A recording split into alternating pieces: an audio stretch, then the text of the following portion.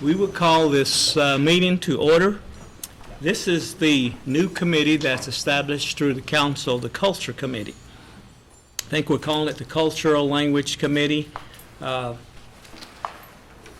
We felt like as a council, when we had the reports from the various committees that report to us, from rules, finance, education, natural resources, that we were not getting the part that is really important to our tribe.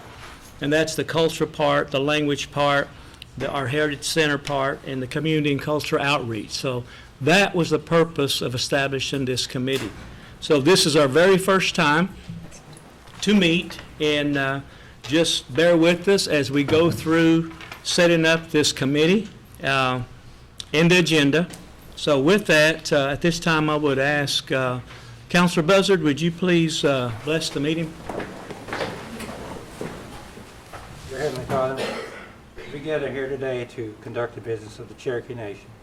We ask that you put your hand upon us and help us to make the right decisions for our jobs here. It's just good to be back to working after my short illness. Feel good. I thank the God and the presence that's upon me all the time. We ask all of this in Christ's name. Amen. Amen. Amen.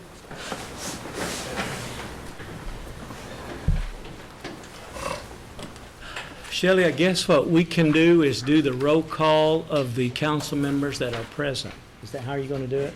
And you do a roll call, and if you're here, I need to know that you do or don't want to be in the room. Okay. If you are here and she calls your name, then I guess if you raise your hand or just say, I'd rather just say it. okay. All right. Take over, Shelley. Bill England, Here, yes. Keith Austin, Here, yes.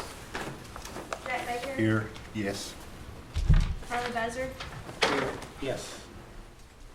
Joe Bird, Yes. Sean Crittenden, Honey, yes. Don Garvin, Frankie Hargis, Wanda Hatfield, Ahmed, yes.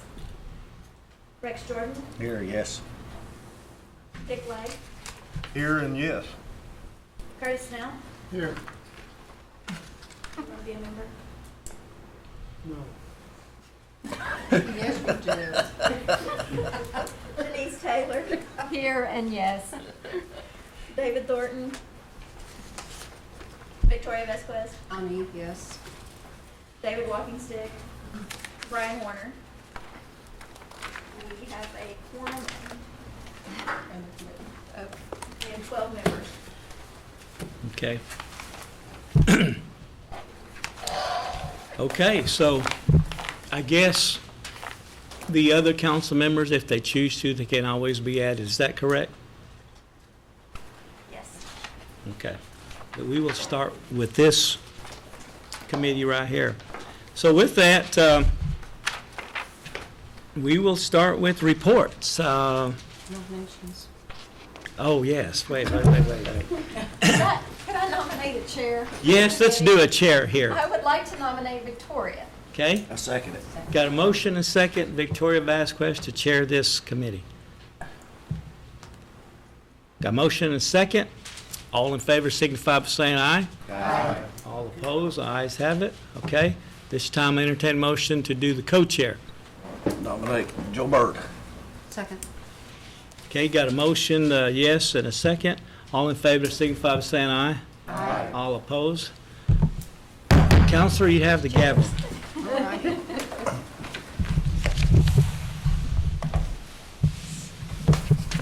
That was smooth. That was, thank you. Don't anybody tell my husband I got this thing today. He'll be scared.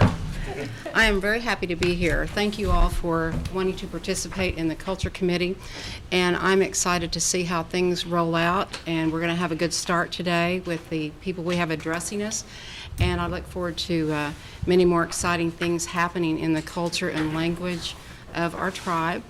And we will start this with a report from Molly Jarvis's team from Cultural Tourism, and it looks like we have Travis Owens here. Good Good morning. Molly couldn't be with you today. She's on travel, so I have the honor of presenting this first report to you. I think everybody has a copy of the report, correct? So if so, I'd like to highlight a couple of things for you. Our work is progressing with our Cherokee National Capitol. We're getting ready to work on an exterior lighting project there that will light the building similar to some of our other sites so that as you drive by at night, it'll be fully illuminated. It will also have a chance to highlight some of the architectural details. We also are getting ready to go out for bid for the interior restoration of that building with the thought of it serving as a museum for Cherokee Nation. So we'll be working on exhibit development and those type of projects. We also just want to highlight some of our upcoming museum promotions that we have going on. May 5th and 6th, we have, as part of our preservation series, our gravestone workshop. This is, I think, our 5th year to do this. We partner with Preservation Oklahoma and Saline Preservation Association. And so this is a good chance. Registration is now open. If you have community members that have gravestones or cemeteries within their family cemeteries, community, this is a great opportunity for them to come and learn the proper techniques to preserve those. So it's a 2-day workshop. It's a really good time, and we have had several community members come out and then take those skills back to their communities. So we also have a Cherokee Women's exhibit opening at the Supreme Court Museum in May. We'll open in conjunction with Mother's Day. And then in June and July, on Wednesdays, we start our Stories on the Square, on Capitol Square. So traditional Cherokee stories every Wednesday, kind of similar to a story hour within a library, but with traditional stories. We also, in conjunction with the Trail of Tears Art Show, are hosting a youth competition as part of our art market that we split off, and that will open next week. And then the winner of that will have a scholarship to come compete at the art market in the fall. And then we are also booking our education tours. Expect about 2,000 students to the spring. We also just have in store in our gift shops the new Remember the Removal Rider t-shirts. So if you want to get out and support the Remember the Removal Rider, you can do that through purchasing a shirt.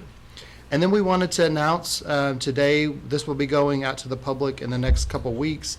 We are offering, beginning this fall, October 9th through 15th, a Explore Cherokee History Tour that will start here in the west and go back to the east. And that will feature a variety of sites, but that will go on sale to the public in the next couple weeks, so you'll be seeing a press release come out about that. So with that, I'll open for any questions you may have. Any questions, anyone? Yes, Harley? On the Sling Courthouse, Yes. I noticed in their notes here that, well, my question is, when are we going to work on the building? So right now we're doing a master planning process, and we're trying to look at that as an entire site. The courthouse as it is now, we've done everything we think we should do to preserve it. So the envelope of the building is structurally, we don't have a timeline for the restoration of the building. That will be hopefully informed by this master plan. And we should be able, in the next, in April, be able to really jump forward in that master plan. Right now, we're working on some survey work for that entire property that we're kind of waiting on to move forward with any of the other details. But I'm hopeful by this fall that we'll have a really good plan that we can discuss with the administration and our leadership to see what our next steps will be there. Are you still working, or will you be working with the group of people that's works on getting some stuff done the last 3 or 4 years? Yes, so our meetings that we have with this master plan, we have some of those folks, Saline Preservation Association is part of that group, as well as some other folks that we invite to participate in that process. I know it's just, this has been a project, or it's been a thing that we want to get done for the last 10 or 12 years, and I hope I get to see it get done, so. I'm hopeful too. Beautiful place over there. I think we're as supportive as, we want to see it come to fruition too. Thank you, Madam Chair. Thank you. Any other questions? I have one. Go ahead. Go ahead, Dick. Regarding the preservation series, how do people register? Will it be online? There is an online reservation. Since we host the event with Preservation Oklahoma, which is a state advocacy organization for preservation, the online registration's through their website. I can send you a link to that, but it's also available from our website, a direct link, and then we promote it on our Facebook page. And there, Okay. with the press release that will be coming out this week, there'll be the link information there okay. as well. That ought to do it. Thank you. Mr. Lay, did you have something? Thank you, Madam Chair. Yeah, I'd like to follow up with Councilor Buzzard's question about the speed of just the finishing of the construction of the courthouse itself. I've got a lot of constituents who started out, born and raised where close to this courthouse is, and then they moved. And they're asking me that, we've been working on that forever. I don't know how long forever is, but I know we've been working on it a long time. And they're concerned about the courthouse itself I've been married and the speed at which it's getting done and the security of the courthouse. And I guess, is the bridge falling down? What's going on with the bridge? So, as part of the master site planning, we looked at the structural integrity of the bridge that has the current access there. And that was last summer, and we found out that it is really not, it should not be accessible to motor traffic. So it's safe for pedestrian and a certain weight load, but we have discouraged motor traffic and I'll actually put barriers, but so that to prevent that. So what we have done to kind of combat that is we've added a new side entrance with another bridge. And as we look at the master site plan, that's probably the best entrance, and that would remain. And then what we hope to do where the bridge is now would probably consider that as a pedestrian access, as kind of a trailhead for the property. So, and to answer the question about the progress of the restoration, I think that years ago, Cherokee Nation prioritized capital projects and budget for all of these projects, and we have been tackling those as they have been prioritized. And the Saline Courthouse, I think, is still a priority for Cherokee Nation, obviously a priority for us. We want to see it done. I don't know what more it's going to take for it, to start that restoration process. I'm hopeful that this master plan will inform that and kind of build a case that needs to be done as well. I think I think everybody probably has the same desires. It's just a matter of there's been other priorities in terms of the capital budget to get some of these other projects done first. But as we kind of round through and have the capital done, this would be the next priority in that budget. You have the financial estimate for the courthouse itself? So Not the grounds and not the trailheads and not all that, but. So it will range on what the end use is. If it's a community space, where you're restoring the building, it'll be several $100,000, all the way up to $1 million range if you start looking at doing museum development, other public restrooms, all those type of considerations. We'll take that budget. To date, I will just say Cherokee Nation has invested over $1 million in that property through the last probably 6 years, through the spring house, through several phases of restoration of the courthouse itself. So, work has been done there. It's not public use like everyone wants to see. But we are confident that the structure is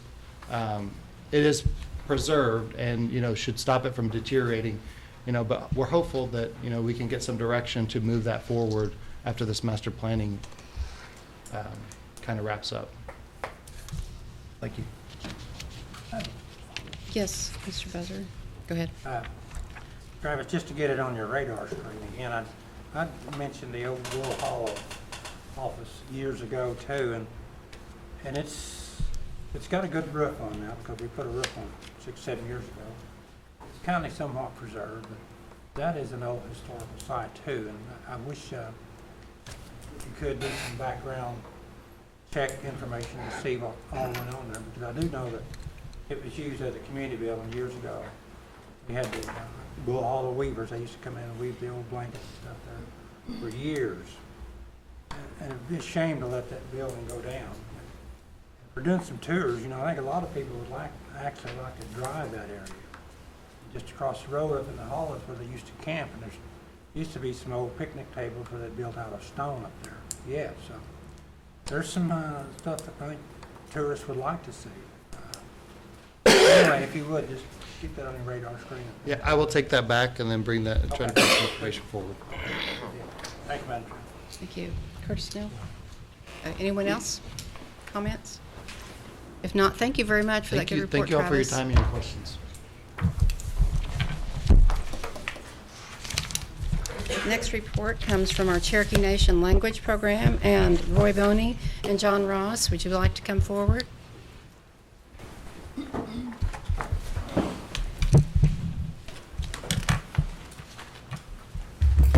Osio Nagad. CO, good to see you two here. Well, we have John Ross here with me. I know you all have our reports, but one thing we want to highlight is the Cherokee Consortium that we had last week, in which the Eastern Band, the United Tuba Band, and Cherokee Nation came together and worked on some language initiatives. And John Ross is a big part of that, and I'll let him kind of talk a bit about that. Madam Chair, Mr. Speaker, Council, it's an honor to be in front of you.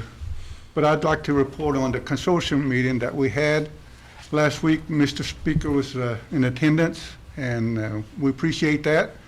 But we have a consortium meeting with the Eastern Band, the United Tuba Band, and Cherokee Nation. They travel here twice a year, the Eastern Band do, and we travel back to Eastern Band twice a year. So we meet 4 times a year. And what we do is some words that the immersion school or anybody that needs to know a word, we create new words. And we've got over 2,500 new words that we've created since this inception of the consortium. That's wonderful. And we had over 40 participants this year, or this last meeting, last week. And we had a good meeting. And, that's what we do. We speak Cherokee, and everybody's welcome to attend. The next meeting that we have, we'd like to see some of y'all to attend, because, it's informative. You'll see what kind of words that comes up, and like computer, that we never had a word for computer. So years ago, we created a word for computer and all other kinds of other words.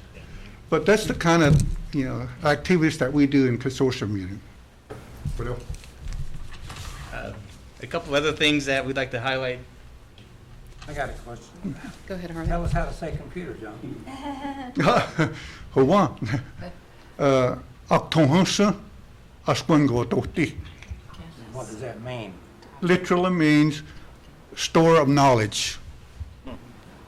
That's great. Very good. Thank you. Yeah, this week, the registration opened up for our online language classes. The classes actually begin April 11th, so there's still some time to register for those. We also have 11 community classes ongoing right now throughout the 14 counties. We're going to be starting 3 more pretty soon, so we do these every spring and fall. We do anywhere between 11 to 15 classes, so we're doing 15 this time, so we're happy about that. And if you have any more questions about anything else on the report, we're glad to answer them. I just have a comment. John. What do- We had an issue, and we put enormous amount of funds into our project there at Northeastern at one time. Mm-hmm. And it was a good cause. It was a good cause. We had participants.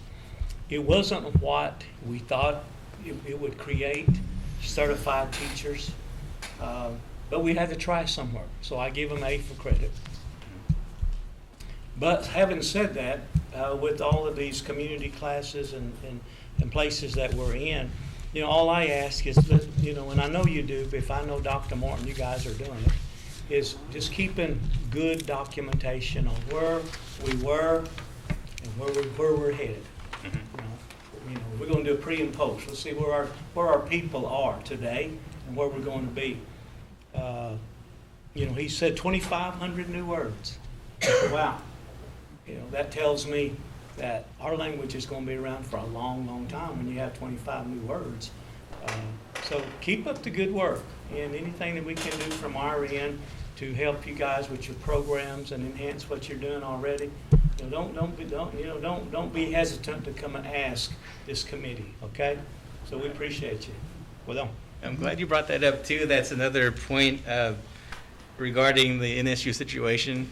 You know, we actually have the language scholarship now for students that are interested in pursuing Cherokee language, in which they'll come and work 15 hours a week with people like John in our program. The applications are out now. They're due in June, but we're trying to recruit students for that. And the student that gets that will get all the tuition paid for, all the books, fees, board and all that, but they have to be at NSU. So if you know anyone that may be a candidate for this, please send them our way. How many are you accepting? We're looking for 5. Okay. And so far, we've had no applicants, new ones yet. We currently have 1 in the program. What's the criteria? What's the? Really, they need to be a full-time student and a Cherokee citizen and some level of proficiency in Cherokee language. Okay. But we're looking for someone that's really dedicated to it as well, someone that's going to stick with it. The program is designed after the directed studies program, so once a student gets into it, they agree to finish the program and Cherokee Nation pays for everything, but if they drop out, they'll have to pay back some of that funding. So it really is a big commitment. Good. And what did you say the deadline is? June? It's June. I don't know the exact date off the top of my head, but I can get that to you. I think it follows the higher education or the College Resource Center deadlines. Okay. Would you get that to our Gail? Yeah. And she could disperse it to the rest of us. I've got one more report I'd like to make.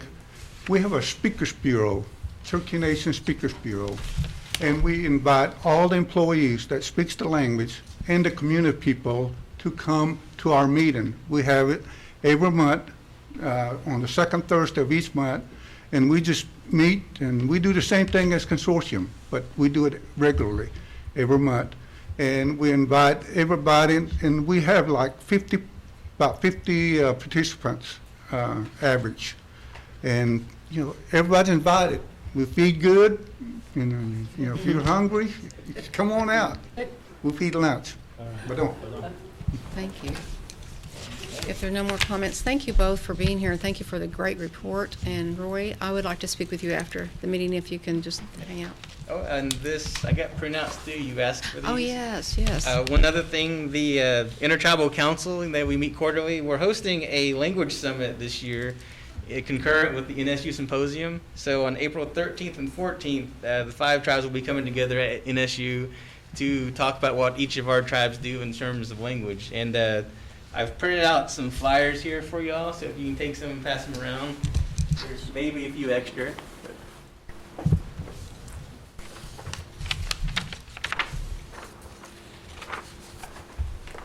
And this is the one that, Roy, we spoke about, an email that you designed Yeah. this. Okay, thank you very much. I appreciate it. Thank you all.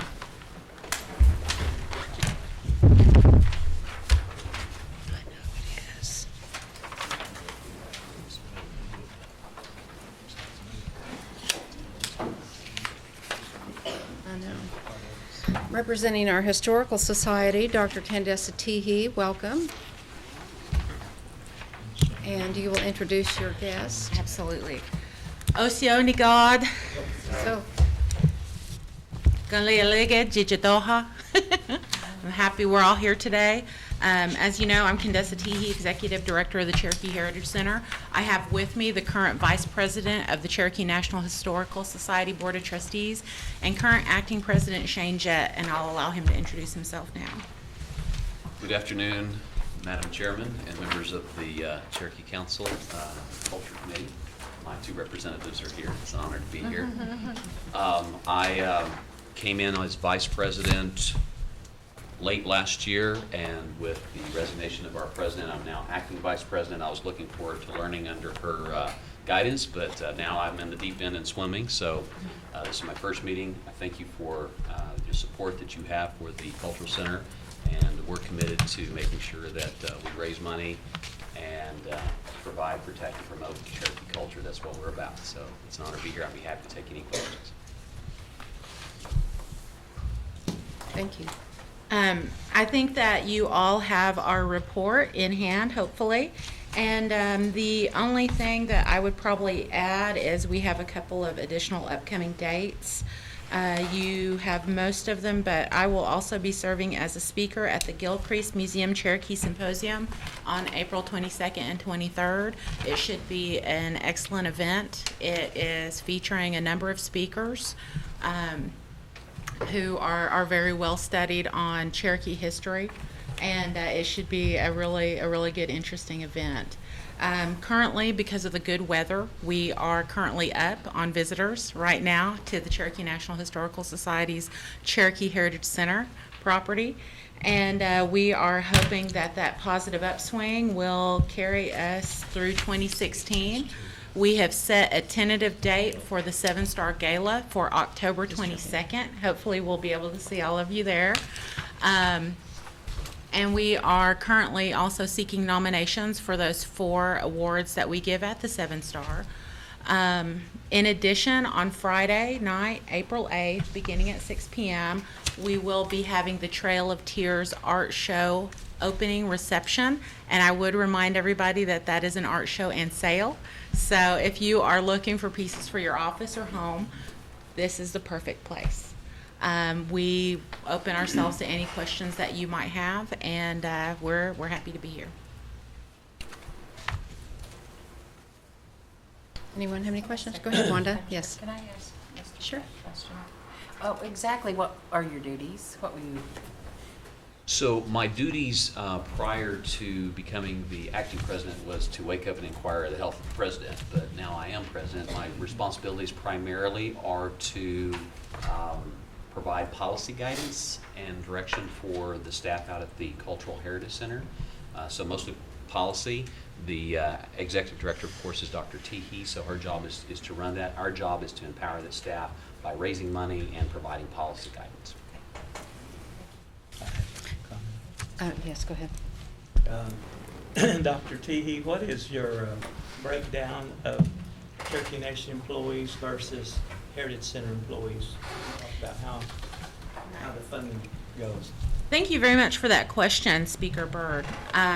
The annual budget for the Cherokee Heritage Center is $1.5 million, with $1 million of that coming from Cherokee Nation and Cherokee Nation businesses combined. The remainder is made up of visitor revenue, endowment revenue, grants, and private donations.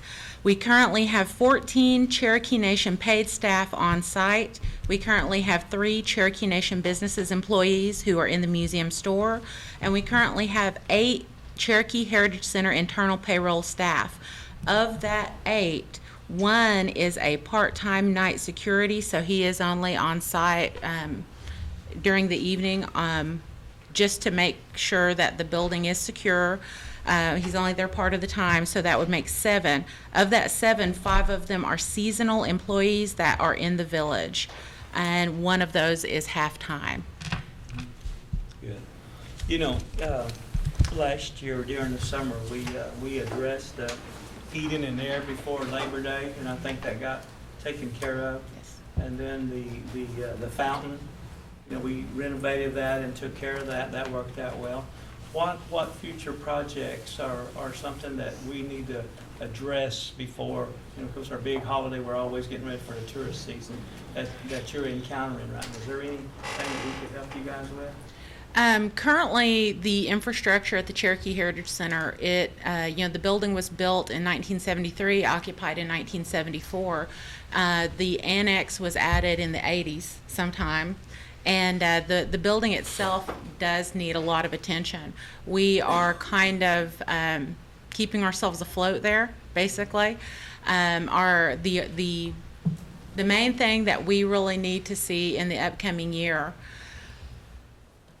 we definitely need zone heating and cooling, because to keep it as cool as it needs to be upstairs freezes out the lower half. And then in the winter, to keep it as warm as it needs to be upstairs, it makes it too warm and it makes the humidity too high for our archives. So right now, not having zoned heating and cooling is a major hindrance for us. We also need to complete Phase 3 of Dilligwa, which includes renovating our water feature, building corn cribs, and doing the level 3 landscaping, which includes ground cover of ethnobotanically important plants. So those are the real things that we need to accomplish for 2016. Okay, all right. Thank you. You might be putting a budget together for that. Sure. Want to mention the capital campaign or? Councilor Madam Crittenden? Chair. The amphitheater. Is there any plans for that? The amphitheater is, let's see, I think the last performance was done in 2007 there in the amphitheater, and it was closed shortly after. The amphitheater currently does not have a plan for renovation. The last feasibility study that was done showed that it was going to be more expensive to renovate and reopen than it would be to build a new structure. And we are talking about a fairly hefty price tag. It will be multi-million-dollar in order to renovate, and we currently don't have a plan for that, to be quite honest. I just remember going to that when I was a kid, like everybody, most of us probably did. And just playing music around and knowing the area, I can just, like you said, it's going to be a money thing. But there's a draw there. Marketed just right. I mean, I believe there'd be a draw there someday. I was just curious. Thank you. Well, I know there have been discussions, and I'm sure there'll be more discussion about that. There are individuals in the community who always try to lead grassroots efforts. One of the key individuals in that grassroots campaign is Roy Hamilton and Barbara McAllister. Both of them care very, very deeply about the amphitheater. Barbara, in particular, as a world-class mezzo-soprano, has said that the acoustics of the amphitheater can't be beat.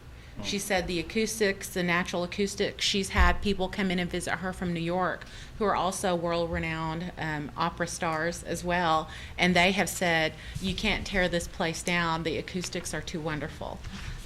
So you're right, the real obstacle is money.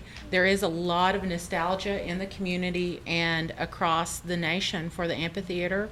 We do get calls every day about whether or not the drama is in operation and where they can get tickets, and we have to tell them that it's not in operation anymore. And it is certainly something that needs to be addressed. Unfortunately, as I alluded to with Speaker Byrd's question, we're basically just trying to keep our head above water there, and we're trying to make sure that we secure things like our archives, which we hold the Cherokee land patent, we hold Stan Wade's Bowie knife, we hold John Ross's some of the John Ross papers. We also hold one of the only known photographs of Cherokee patriot Ned Christie, and we have got to make sure that we secure those items, which are located in our basement archives. We are very pleased to have received a matching fund designation from Cherokee Nation Businesses Cultural Tourism of $550,000, but we have to raise the other half in order to build that building to secure those items of Cherokee antiquity and history. So unfortunately, while we would like to focus on the amphitheater, our current primary goal is that archives building right now. Thank you. Well, I'm happy that the archives is going to get some attention, because it's needed it for a long time, and it's very important.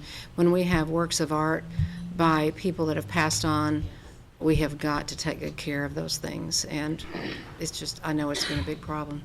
Thank you for all you're doing toward that. Condessa, I'd like to ask if you would, on that Gilcrease, April 22nd and 23rd, could you send something to Gail Miller in an email so that she can distribute to all the counselors, and then we can get the word out if people are interested in coming to that.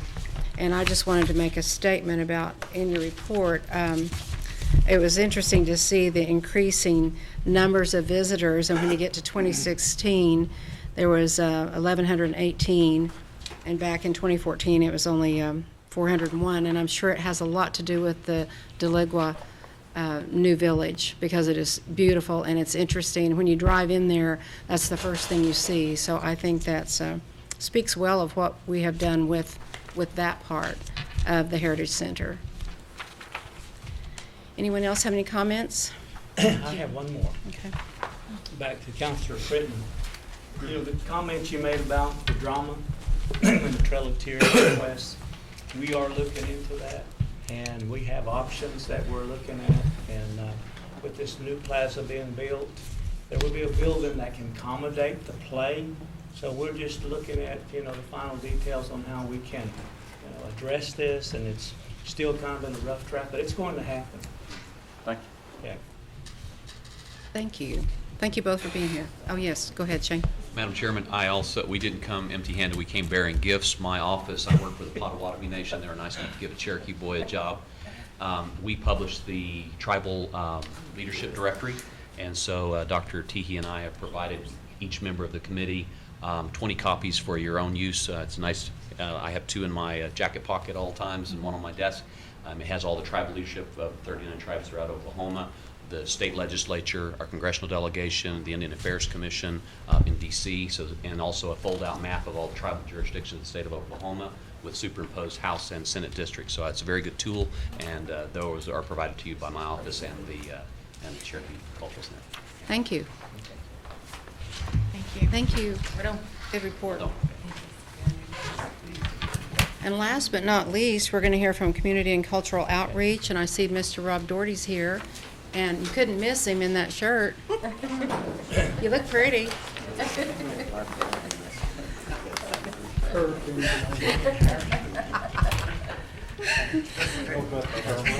don't know, no. I probably wouldn't went that far.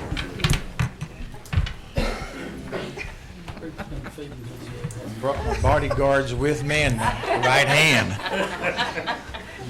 Sioniga, Willie Haley stanzo, Zetohi. What's the Yinagadi? What's the guts need saying? I'm very, very, very glad that this formation of this committee, because it is specific related to culture, which is a big, big part of our tribe, and we're certainly elated because we kind of felt, as Speaker Byrd mentioned, we kind of felt lost in the process before, but now a lot of things really pertinent to the areas, districts that you guys represent are come through the various offices that have anything to do with language and culture and history. And so we're very, very glad. Good. The reports that you have, I'm going to highlight, like rest, I'm going to highlight a couple of things. Before I came to one of the meetings, and we started this not long ago, we still get phone calls every once in a while, what community and whose ever district. So one of the things you'll see in reports at the bottom is D5, D11, D7. We're not talking about caterpillars now, we're talking about districts and appropriate districts for each of your council people here and where these communities are located and so forth. So that kind of minimizes some confusion sometime, because we have, at times we seem to have overlapping districts that 2 people share sometimes. So we have those listed, the organizations that receive any technical assistance or some assistance through our office and so forth. One of the things that we wanted to mention is, and I know a couple of you council members have called, we also do that at large in addition to the local communities. And one of the things that we've talked about, and we just assume, I think, and I think all of us do that, because we're located right here in the jurisdiction area, all of our people in the communities, whether it's in towns or the grassroots traditional communities, they know everything about culture. No, it's not right. It's wrong. And so what we're going to try to do, and I think the secretary and I spoke about it before, one of the things that we seem to overlook a lot is providing what we provide to at-large, the differences in our culture how we present things, basketry, just the arts and so forth. So I'm going to ask our culture coordinator to increase the awareness and start coordinating with our offices to bring to the local communities language, history, and culture. And I think we've had some phone calls from local. In fact, just a meeting, we had training the other night, and the comment was, why can't we get what you take out to California? And they're right. They're right. So we do trainings, we do a lot of trainings, as you well know, and a lot of cultural presentations, but it's here in Tahlequah. But what I'm going to ask our culture coordinator to start booking or start facilitating, coordinating in the various communities for what we do. And we're going to ask, obviously, we always try to use our national treasures for that, but we don't want to overwork them at all. But we have a lot of talented people in all the various departments back behind us, anything culture.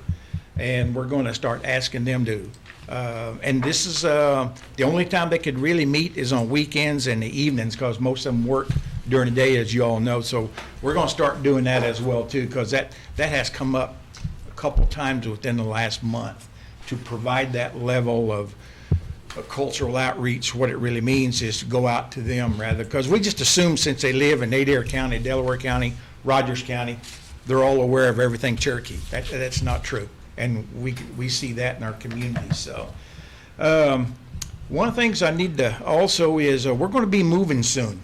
Kind of a mini Trail of Tears. We're going to move from our facility where we are now, which in the housing, we're in a housing office, but we're going to be moving way out on Highway 51 going toward Hulbert in the old C&B facility. So once we get settled in out there, there's a lot of different things that need to happen first, facility-wise, before we make the move.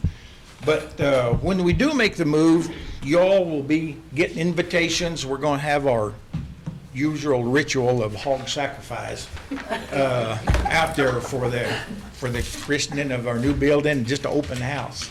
So there'll be another one less hog somewhere in this county. But you will be receiving invitations when we have the open house out there. And I'm going to ask Tammy to talk on this.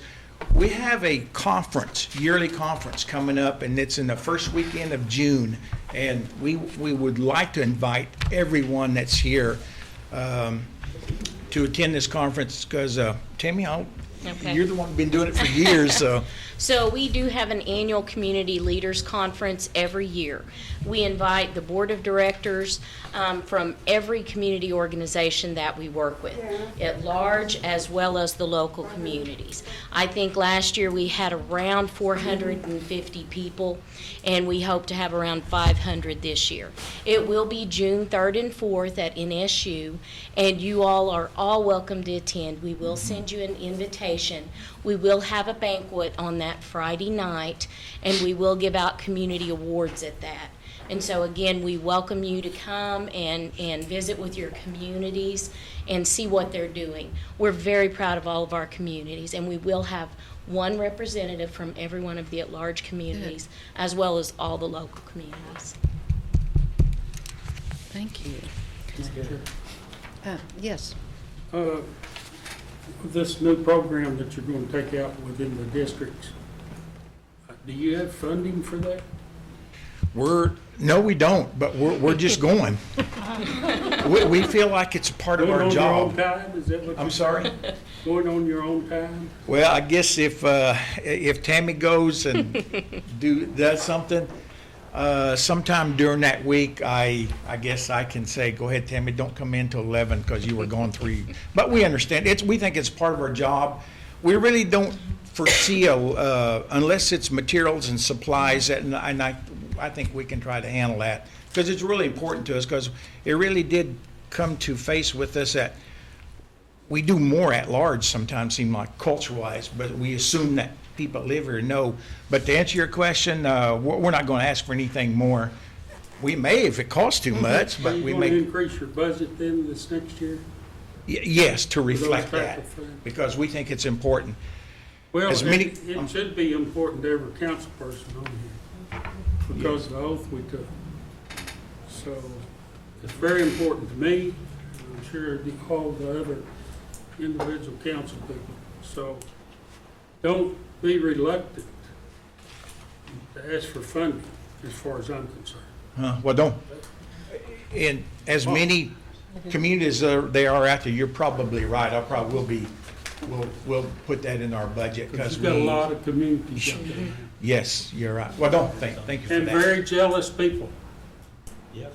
If you go one place, you better go the other place. And what we give one place, we better give them the same. Yeah, that's right. We learned that. Okay. Well, don't, thank you. Thank you, Counselor Thornton. In that regard, I also had a comment or question.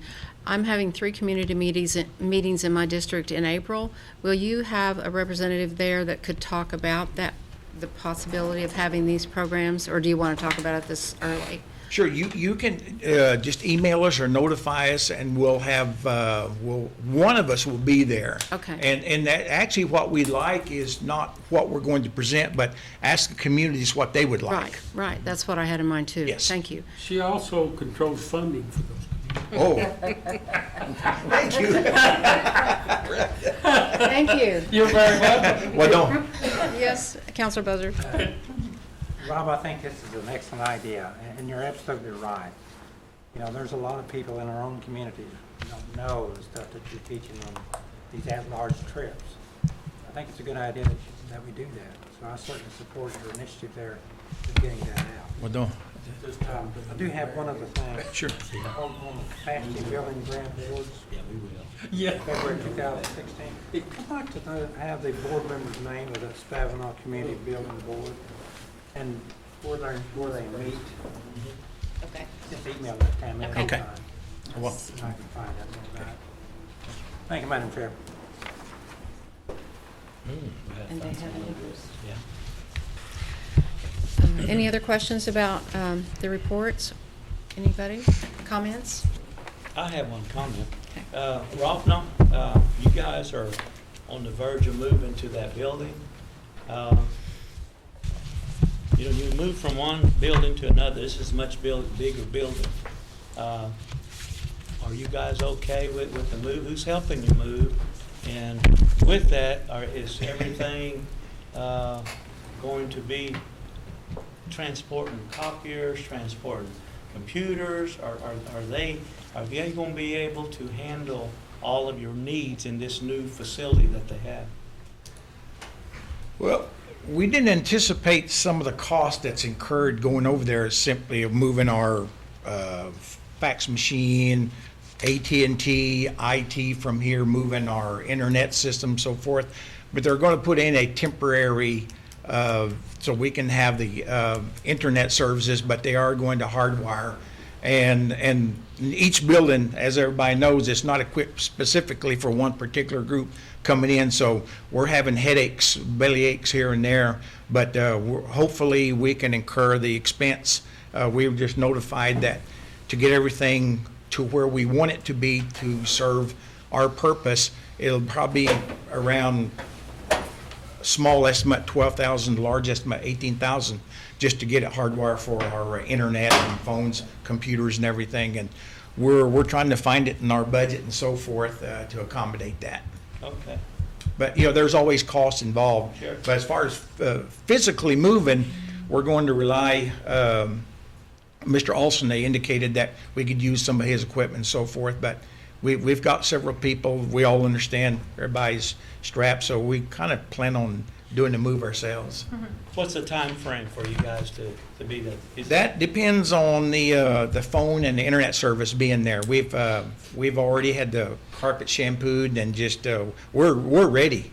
It's just that we have to wait through the process of getting everything. We don't want to move out there until everything is there because we don't want to lose any time of communication between the communities and us. Well, once you get moved, that facility and the land you've got to work with, there's going to be much more suitable for what you guys do there. Yes, It's going to be good. oh, we can't wait. Yeah. Well, keep us informed. I will. Okay. I Thank you, would Madam like to yield part of my time. to Mr. Howard Payton, Mr. Ryan Mackey with this. Part of that report includes the new initiative, the new program for to help save, preserve our language. Madam Chair? Yes. But can I make a, you know, representing the at-large communities and visiting the at-large communities, Jack Baker, the citizens are very appreciative.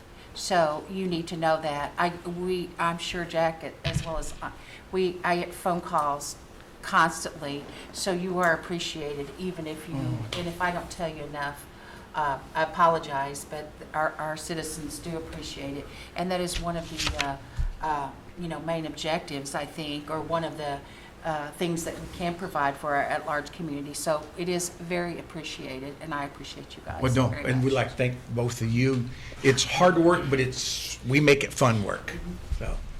So at this time, I wanted I'd to like make to. just one quick note. Yes. I really like the way you've done your report. The layout of it is Okay. interesting. It looks good. It's easy to read. Thank you.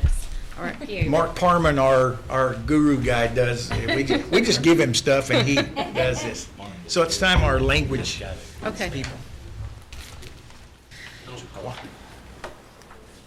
This might be lunch list. Would it be fun if I was talking to Good to see you. See him? What's your name? Howard Payton. Nice to see you. Good to see you. Ryan. See him.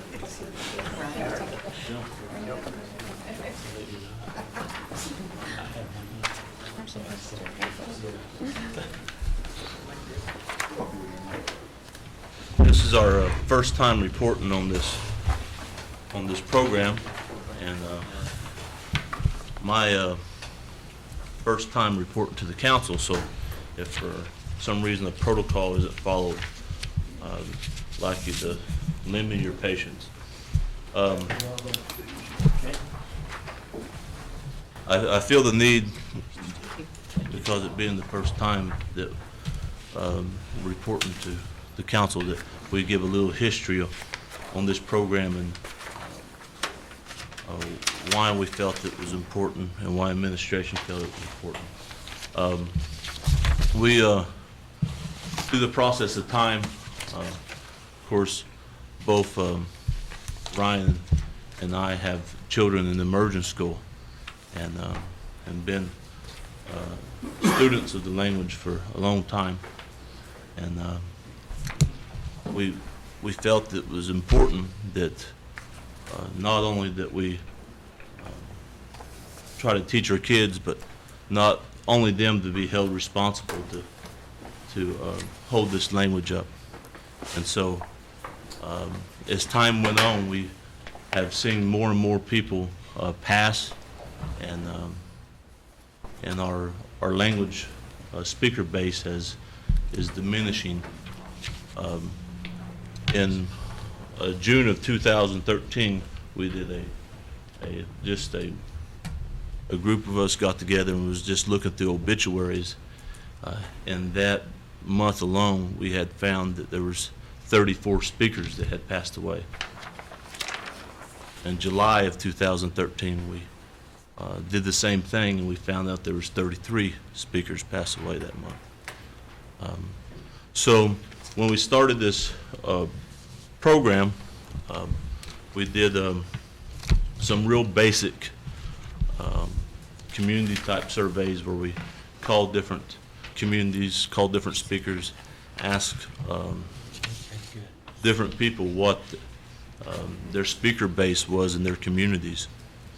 At that point, we had found that it was quite a bit lower than what we had thought, although it's not scientific by any means. But one little area of southern portion of Adair County we looked real extensively at, found 512 speakers in that one little area, and that was in August of 2014.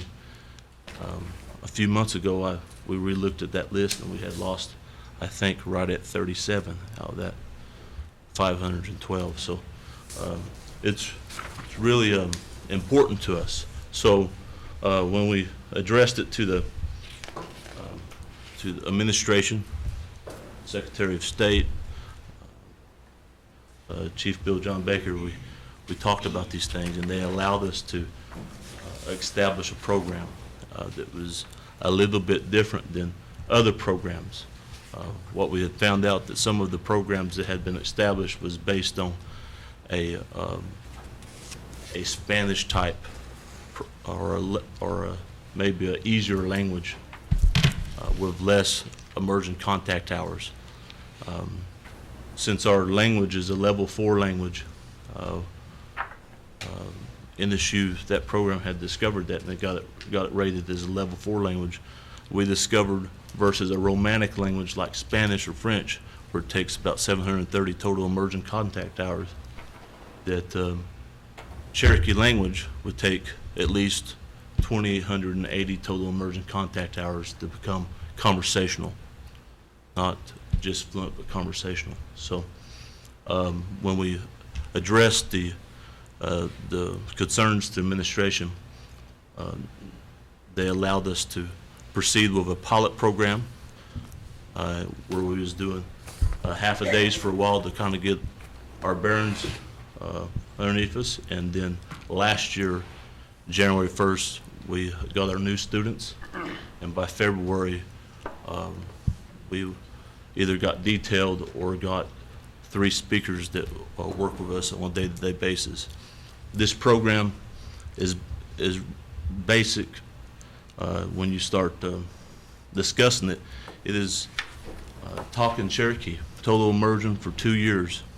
The first group of students learn certain techniques that has been studied, looping, scaffolding, elicitation, things like that, and they begin to teach the next year students using them same techniques. We're on our beginning portion of our first year. I'd also like to note that we have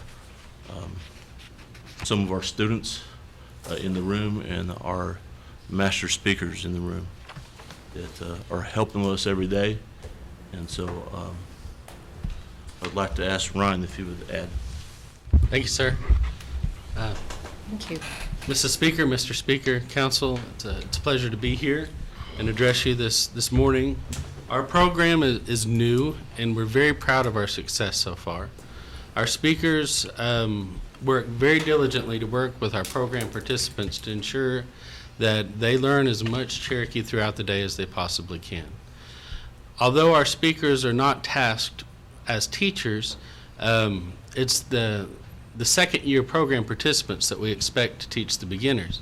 The teachers themselves have really stepped forward and have learned these teaching techniques, and they have the initiative and the skill to be teachers. So our goal is to create not just speakers but teachers out of this program. So as people progress through the language learning process, they not only learn the language, they also learn the skills to reproduce the language in the teaching process. So by the time they're done with the 2-year program, they could go out into the communities as teachers. We do not have the capacity to create certification for this yet, not through any state accredited facility, but eventually it may be one of our goals. As of this point, we're focusing on fluency and teaching skills, teaching techniques. Fluency is sometimes a bit of a slippery thing to get a hold of, because one person's idea of fluency might just be 2 words, OCO and Wadon, or another person's version of fluency might be compared to that of an 80-year-old native speaker. So the range of what we consider fluency is sometimes hard to get a handle on. Because of that, we have adopted the ACTFL standards, and ACTFL stands for the American Council of Foreign, I just forgot it, American Council of Teaching on Foreign Languages. And this, on our chart that we passed out, shows basically the level of progression that language learners go through. And the amount of hours that it takes to learn Cherokee is approximately 4 times the same amount of hours as it would take to learn a language that was much more similar to English. That was something that until NSU began to study the language in depth, we didn't know as a people. Everybody says Cherokee is difficult, but we didn't realize that it was so different from English that it would take that much longer to become proficient. Now, as you can tell by this standard, the amount of time that it takes to get to a native level speaking ability is beyond our reach as of this point. It's quite possible that if a person lived with a fluent family, they would be able to attain that. But the amount of hours in a day, the space between the classroom sessions, including weekend time, sets us back. And because of that, we do believe that we can produce a near fluent conversational speaker in the span of 2 years.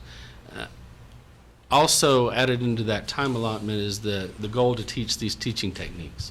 We've had the pleasure of passing out 2 handouts to you.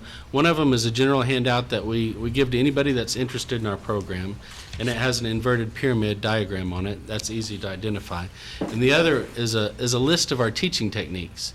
We took teaching techniques from other tribal nations, from linguists all across the nation, and we also have studied with the Maori and the Hawaiians to try to determine which evidence-based teaching techniques would most benefit our language.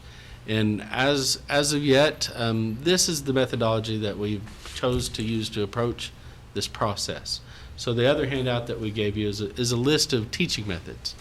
And we hope that these teaching methods, once passed on, will ensure any of our participants, once they graduate our program, that they could go into the communities, go into the universities. If they choose to pursue an educational degree, not only will they have their certification to teach Cherokee, they'll also have the fluency to be able to do it successfully. Also, because it takes so much dedication, we did factor that in, and the participants have a educational stipend is basically enough for them to live while they're involved in this program for 2 years. So with that, we'll answer or try to answer any questions you guys have. Any questions? Yes? How many currently do you have in the program? We have 7 currently in the program. 7? Yeah. Were they, what level of speakers did they do when they come to the program? Well, what we've done is we recorded them when they came in, and we record them every month. And hopefully one day we will give you a DVD of the initial recording and then the recording at the end. But I think maybe 25 words.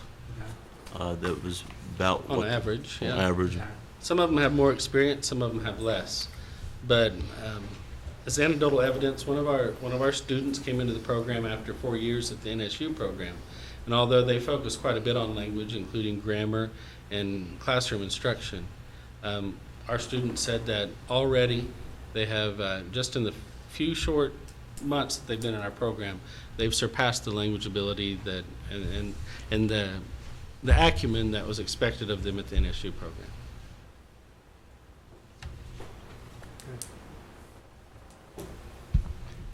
Yes, Madam Chair.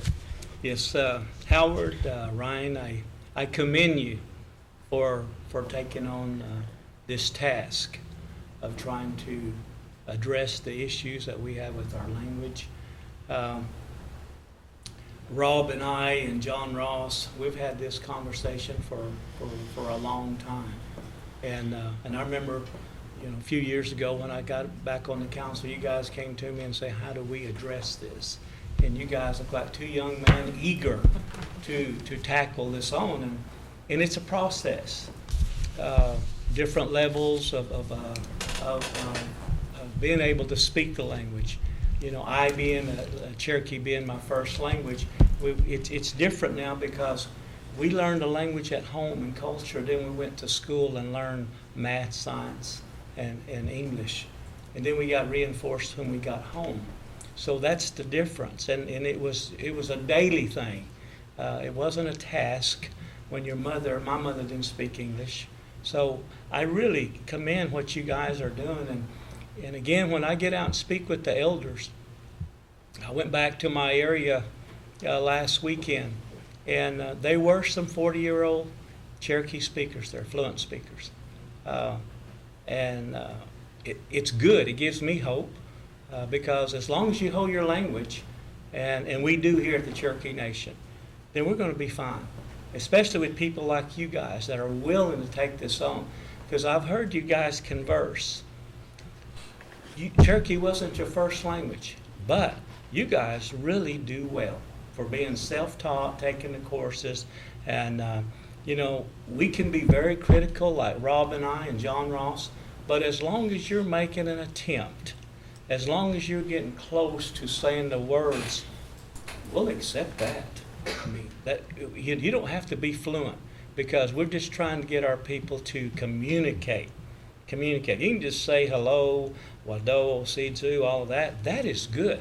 I mean, we'll accept that. So I commend you guys for this effort here. If there anything that we can do again from our side here to help you guys with what you're pursuing, keep it up because I think we're making progress and we're getting attention out there, you know, nationwide.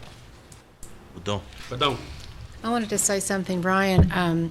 I believe it was last year I heard you speak at a at-large community meeting, and your program was excellent. And I was impressed with your stories about that very thing, about how you learned and what an elder Cherokee person, their interpretation of emotional things and emotion were completely different from that of someone that was not a full-blood or a full speaker.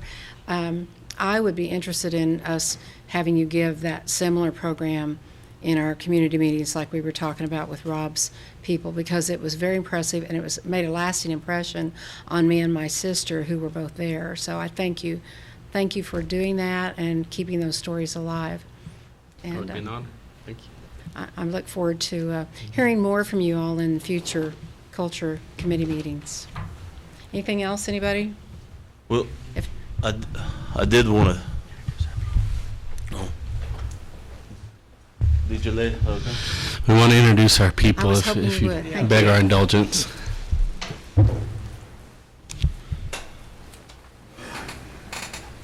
Hello, xin chào mọi người. Chào bạn. Siêu tới lấy tàu tàu sẽ để thì cái ha cho là chuyện đấy qua thì ở lại là ha tôi ở cái là sẽ lấy ở cái món ý thì ở sen sau này khá na sẽ lấy cái món ý cái squeeze hand na vô này cái ở cái là home đi na sẽ lấy cái yes đi sau cái là na sẽ lấy usani cái Jelek iti mo ni iska oh tuli hest. Siêu là cái Jake đầu đông Baron ở cái gì đó là Jake gì này là bác sĩ tạo staff na là tên nó đi đông thì cái giống cái Roy Owens ấy chứ Wesley Owens ấy đó what đó Siêu, nhau chỉ tao tao Helene te ke age duro to to to do to walk to to politician Marietta I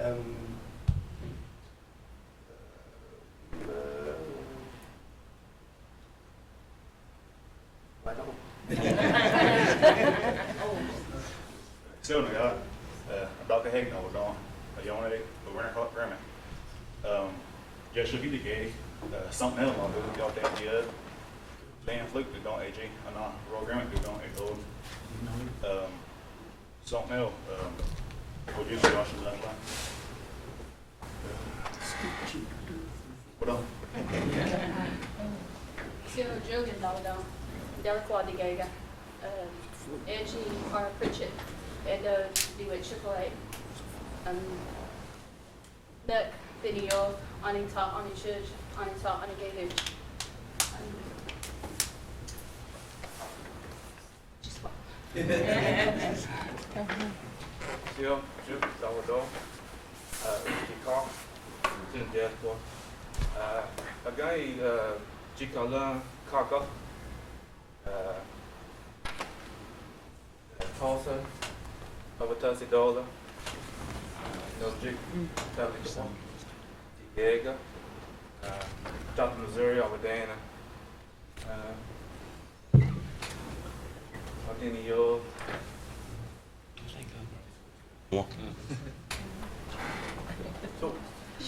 Elihamdo Nole Sudo Dalgonskon.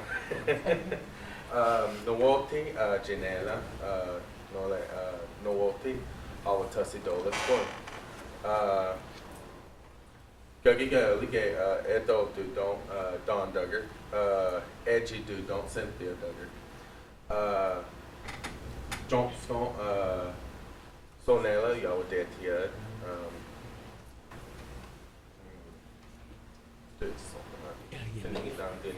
No. Let's see at least.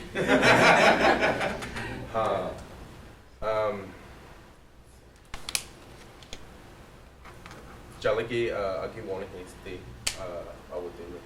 The go ahead line. Don't. Deal it.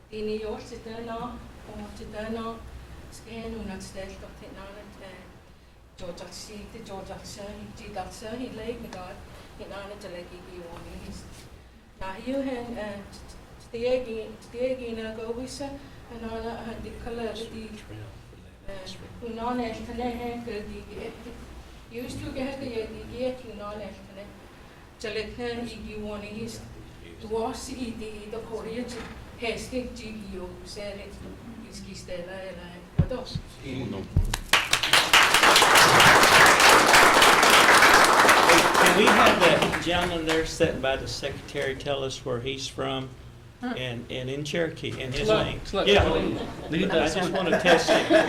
He's not part of it, but I just want to test him. What was the number? Just where you're from in Cherokee and what your name.